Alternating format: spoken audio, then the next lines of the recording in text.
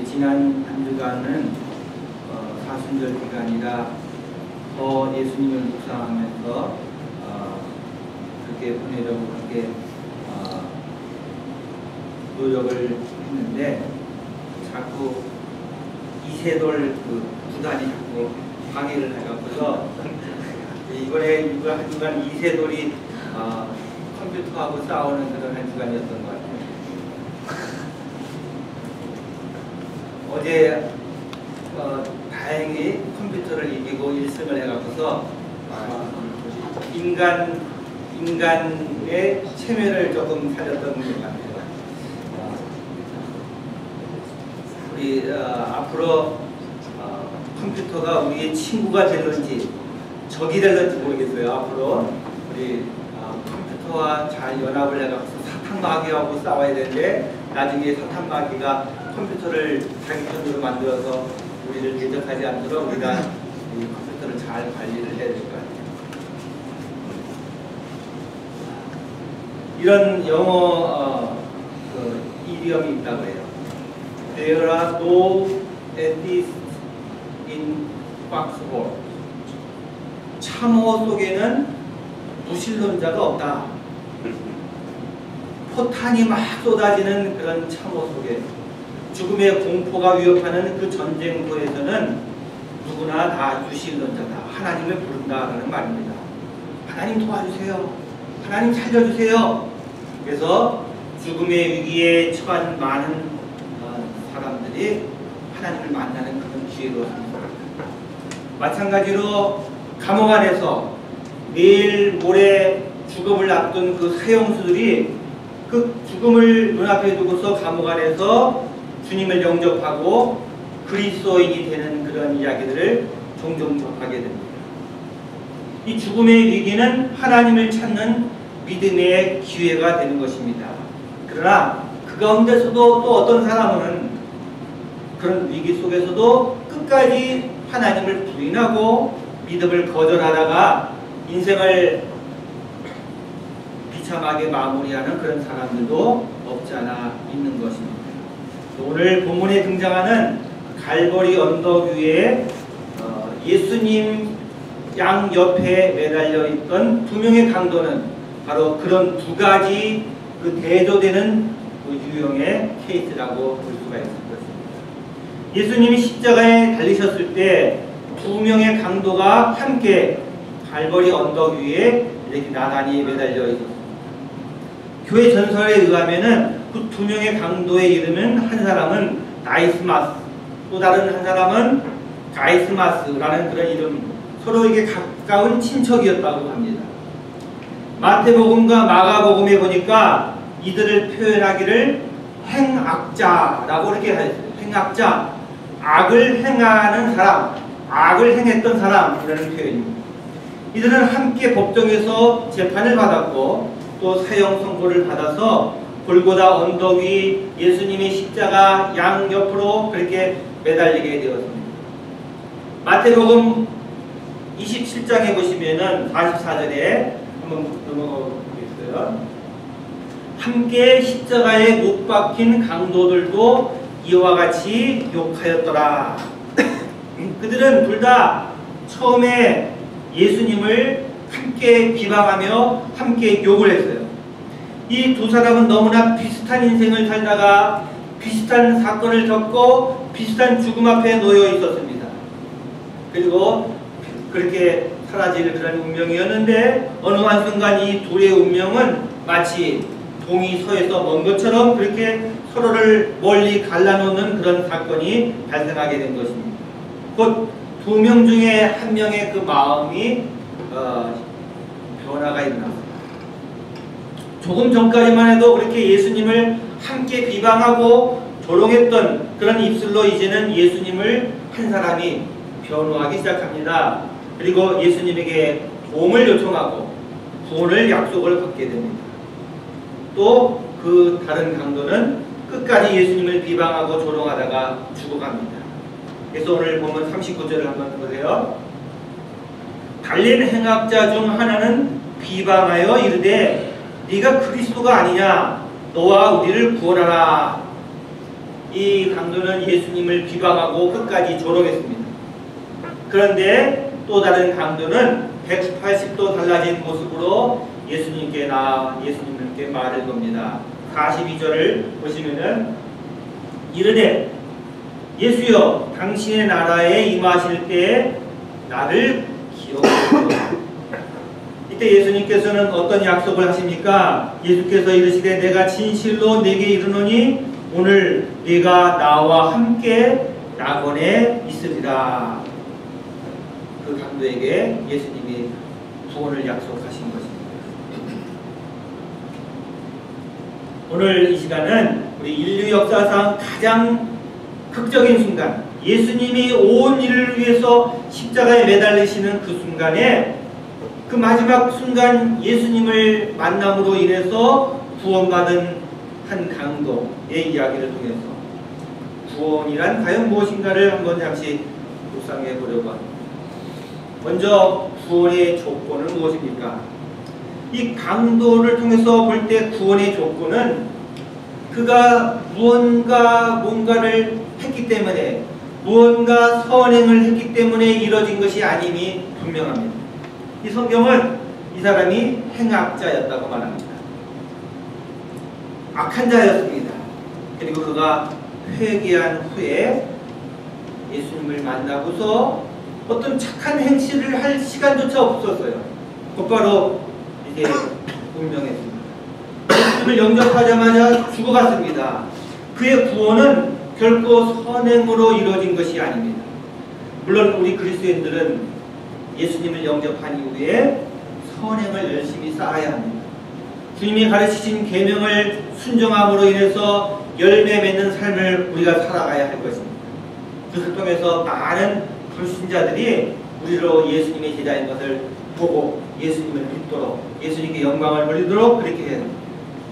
그러나 구원은 행함으로 이루어진 것이 아니라는 사실. 어떤 선행으로도 하나님, 거룩하신 하나님을 만족시킬 수가 없습니다. 우리가 저지른 그 죄악을 씻을 수가 없습니다. 그렇다면은 구원의 조건은 무엇입니까? 첫째로 그 강도는 자기의 그 죄인됨을 인정을 했습니다. 그리고 더 나아가 그는 예수님에게 구원을 요청을 했습니다. 41절의 말씀을 보시면은 우리는 우리의 행한 일에 상당한 보응을 받는 것이니 이에 당연하거니와 이 사람의 행한 것은 옳지 않은 것이 없느니라. 십자가에 매달린 이유가 예수님과 자신들은 다르다. 그렇게 고백을 하고 있는 것입니다. 예수님이 십자가에 달리시면 예수님의 범죄 때문이 아니라는 것입니다. 그리고 자신이 지은 죄 때문에 죽는 것이 마땅합니다. 라고 이렇게 고백을 하고 있는 것입니다. 성경은 죄를 인정하고 자복하는 것이 죄사함 받고 구원 얻는 길임을 우리에게 강조하고 있습니다. 요한일서 1장 9절에 보시면은 만일 우리가 우리 죄를 자백하면 저는 미쁘시고 의로우사 우리 죄를 사하시며 모든 불의에서 우리를 깨끗하게 하실 것이라고 말씀하고 있습니다. 믿습니까? 우리의 죄를 인정하고 자백하는 그 순간에 구원의 역사가 시작이 됩니다. 그런데 죄의 자백으로는 충분하지 않습니다. 우리가 그 죄를 가지고서 누구에게 나와 죄를 자백하고 구원을 요청하느냐가 중요합니다.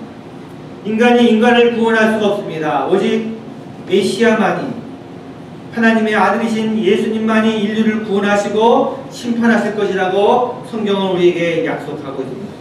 그래서 이 강도는 예수님을 인류의 구원과 심판을 위해 오신 메시아 그리스도 예수님으로 믿은 것입니다. 그리고 그 예수님에게 구원을 호소하고 있는 것입니다. 당신의 나라에 임하실 때 나를 기억하소서. 여러분, 예수의 이름, 예수님의 이름이 무슨 뜻입니까? 예수, 구원할 자, 구원자라는 뜻입니다. 성경은 말씀하시기를 다른 이로서는 구원을 받을 수 없나니 천하 만민 중에 구원을 받을 만한 다른 이름을 우리에게 주신 일이 없으니 없습니다 라고 말씀하고 있습니다. 예수님 그분의 이름 예수님은 저와 여러분의 구원을 위해서도 꼭 필요한 이름이 아니겠습니까? 혹시 어떤 분은 생각하는지 모릅니다. 저는 강도 같은 내가 저런 강도가 저지르는 그런 나쁜 짓을 저지르는 강도가 나는 아닌데 내가 무슨 용서가 필요하냐 구원이 필요하냐라고 할 수 있을지 모르겠지만은 양심적으로 살아온 나에게 무슨 그런 죄사함이 필요하겠느냐라고 주장할지 모르겠지만은 성경은 어떤 사람도 죄로부터 자유로운 사람은 하나도 없다고 말씀하고 있습니다. 여러분은 스스로 어떻게 생각하십니까? 나의 죄인됨을 인정하고 있습니다. 유명한 파스칼은 이 세상에 두 종류의 사람밖에 없다고 합니다. 하나는 자신의 죄인됨을 겸손히 인정하는 죄인과 아니면 자신의 죄인됨을 부정하는 죄인 두 종류의 사람밖에 없다고 합니다. 나의 죄인됨을 겸손하게 인정하고 하나님의 의의 옷을 입고 죄의 가리움을 받는 그런 하나님의 사람 되기를 간절히 축원합니다. 끝까지 죄인됨을 부정하는 자가 되지 마시기 바랍니다. 이런 유머가 있습니다. 어느 부자가 죽어가면서 자기 주치의와 또 변호사, 개인 변호사를 불러달라고 해요. 그리고 그들을 자신의 그 침대의 양옆에 세워달라고 그렇게 부탁을 했습니다. 가족들이 왜 그러느냐고 이렇게 물어봤다고 합니다. 그랬더니 이 부자가 내가 죽어가는데 예수님처럼 두 강도 사이에서 죽고 싶기 때문이다. 이렇게 생각합니다. 자신의 그 주치의하고 변호사에게 너무 많은 돈을 사용한 것을 풍자하는 그런 이유입니다. 성경은 모든 사람이 죄를 범하였다고 말합니다. 의인은 없나니 하나도 없다. 이 의인 또는 성자라는 말은 모두 다 상대적인 표현일 뿐입니다. 세상에 누가 성자가 어디 있겠습니까? 의인이 어디 있겠습니까? 우리 모두가 다 하나님 앞에 죄인일 뿐입니다. 오늘 본문의 강도는 자신의 그 죄인됨을 인정하고 구원자 되신 예수님에게 구원을 요청했고 그 순간에 주님의 은혜가 임하여 구원이 이루어졌습니다. 오늘 네가 나와 함께 낙원에 있으리라. 구원의 결과는 그럼 무엇입니까? 오늘 본문에서 두 가지를 약속해 주십니다. 하나는 천국이고 또 다른 하나는 주님과 함께하는 삶입니다. 이 천국이란 무엇입니까? 천국은 바로 죄와 고통의 문제가 해결되는 것입니다. 요한계시록 21장에 보시면은 천국에서는 하나님께서 모든 눈물을 그 눈에서 닦아주시고 다시는 사망이 없고 애통하는 것이나 곡하는 것이나 아픈 것이 다시 있지 아니하리니 처음 것들이 지나갔음이로라 말씀하고 있습니다. 슬픔도 없고 고통도 없고 아픔도 없는 나라, 회개하고 제사함 받은 주님의 거룩한 백성들에게 예비된 그 나라가 천국입니다. 여러분은 천국을 소망하지 않으십니까? 요즘 사람들은 천국보다도 미국을 더 소망한다고 그래가지고 미국에 오기를 그렇게 갈망하는데 막상 미국에 오니까 천국입니까? 아직은 천국입니까?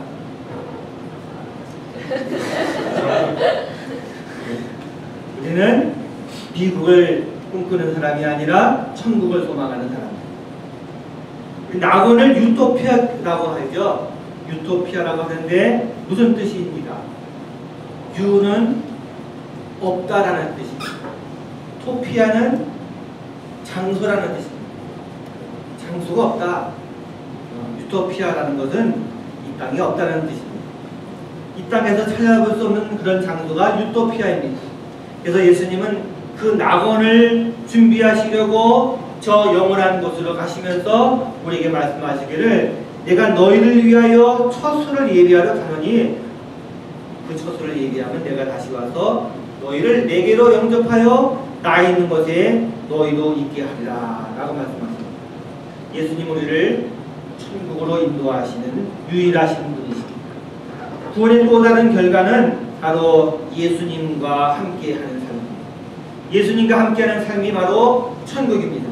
그래서 우리가 예수님을 영접하면은 아직 우리가 천국에 간 것은 아니지만은 그분이 내 안에 들어오셔서 그분과 함께 거함으로 말미암아 이 땅에서도 부분적으로 천국을 경험하며 살아갈 수가 있는 것입니다. 그래서 우리가 즐겨 부르는 찬송가 중에서 내 영혼이 은총이고 중한 재짐 벗고 보니 슬픔 많은 이 세상도 천국으로 화하도다. 할렐루야 찬양하세. 내 모든 죄 사함 받고 주 예수와 동행하니 그 어디나 하늘나라. 주님과 동행하는 삶, 주님으로 충만한 삶이 바로 천국의 삶임을 믿으시기 바랍니다.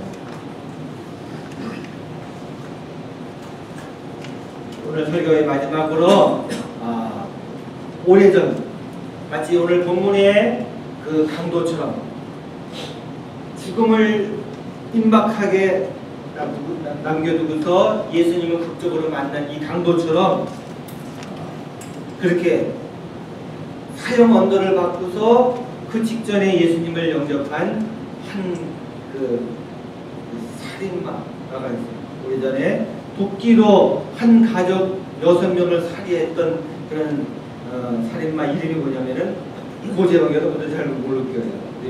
정 집사님 기억하시죠? 고재봉. 그가 감옥 안에서 어느 전도사님에 의해서 전도가 되어서 오늘 본문의 주인공인 강도처럼 마지막 순간에 예수님을 영접하고 회개하고 천국을 선물로 받고 구원을 선물로 받은 그런 사람.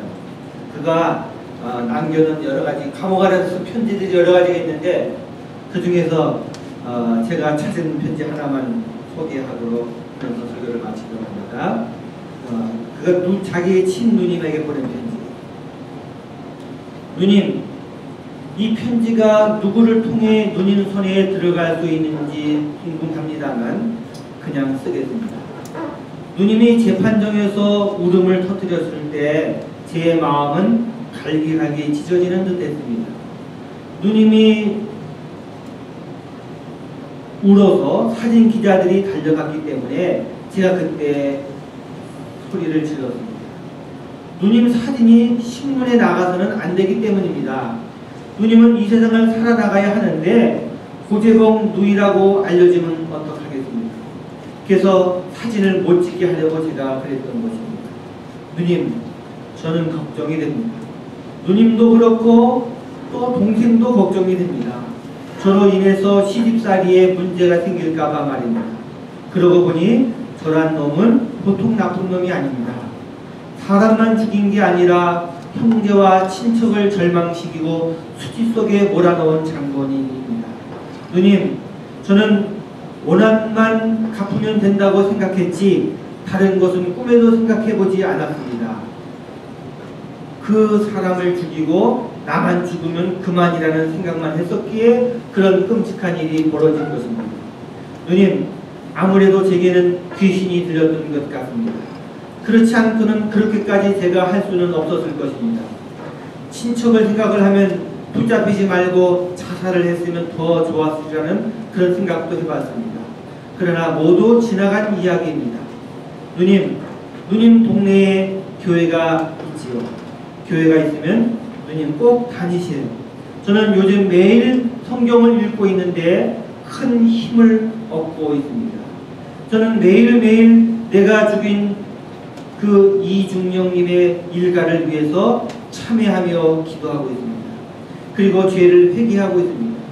죄를 회개하고 믿음을 가지면 구원을 얻는다고. 누님, 전 요즘에 와서 구원의 확신을 갖고 살아갑니다. 믿지 않으면 이런 일이 이상하게 들릴지도 모릅니다. 아무튼 누님, 성경을 구해서 읽으시며 꼭 교회에 나가주세요. 그리고 나면 제 말이 무슨 뜻인지 이해가 되실 겁니다. 누님, 요즘은 하루하루가 아깝습니다. 죽기 전에 성경을 다 알고 갔으면 좋겠는데 왠지 시간이 없을 것만 같습니다. 어제도 한 사람이 암흑의 면회 소리에 나가서 돌아오지 않았습니다. 그 다음은 제 차례가 될는지 모르겠습니다. 그렇게 생각하니 마음이 급해지고 있습니다. 누님, 저는 바깥 세상에서 산 27년보다 여기에 와서 산 3개월이 더 크고 소중하다는 생각도 해봅니다. 3개월 사이에 저는 많은 것을 알았고 또 얻었습니다. 구원받았다라는 그 확신은 제게 힘을 날마다 주고 있습니다. 그런데 시간이 없는 것입니다. 아직 쓰고 있는 반성문이 끝이 나지 않았고 마지막으로 이중영님의 그 아들에게 속지의 편지를 쓰고 싶은데 마음만 급합니다. 쓴다는 것이 말하는 것이나 마음하고는 달리 잘 표현이 되지 않는 것 같습니다. 바깥 세상에 살 때에는 미움도 많고 불만도 많았고 무지무지하게 배도 고팠는데 지금은 그렇지 않습니다. 누님, 제가 누님에게 예수 믿으라고 전도할 수 있는 시간이 주어진 것도 얼마나 감사한지 모르겠습니다. 누님은 제가 죽어가는 걸 가슴 아프게 생각해서는 안 됩니다. 구원의 확신을 갖게 되었고 그리고 예수님을 믿다가 가니 한은 없습니다. 누님도 저 때문에 울지 말고 예수를 믿어야 합니다. 그러면 지금 제 마음을 충분히 아시게 될 것입니다. 누님보다 먼저 가는 동생을 용서하시기 바랍니다. 누님, 그럼 이만한 이제 기도드리겠습니다. 은혜로우신 하나님, 저희 죄인들을 위해서 십자가에 달려 고통당하시며 또 죽으시고 우리를 구원하신 그 은혜와 사랑에 감사를 드립니다. 저희도 강도는 아니지만 그 강도와 마찬가지로 하나님의 마음을 아프게 하고 주님을 배신하고 주님의 손과 발에 못을 박은 죄인들입니다. 저희들의 죄를 주님 용서하여 주시고 저희들에게도 오늘 그 강도들처럼 내가 오늘 이 시간 죽는다 할지라도 주님과 함께 천국에 갈 수 있는 그런 구원의 확신을 허락하여 주시옵소서. 그리고 내 주변에 있는 가족들과 친지들, 친구들에게도 그 주님의 복음을, 구원의 그 선물을 그들에게도 알릴 수 있는, 그래서 그들도 하나님을 믿고 예수님을 영접하는 그런 은혜를 허락하여 주시옵소서. 이 사순절 기간을 저희들 보내고 있습니다. 십자가의 그 은혜를 더욱 묵상하면서 그 고난에 저희들 동참하는 그런 저희들 될 수 있도록 인도하여 주시옵소서. 예수님의 이름으로 기도드리옵나이다. 아멘.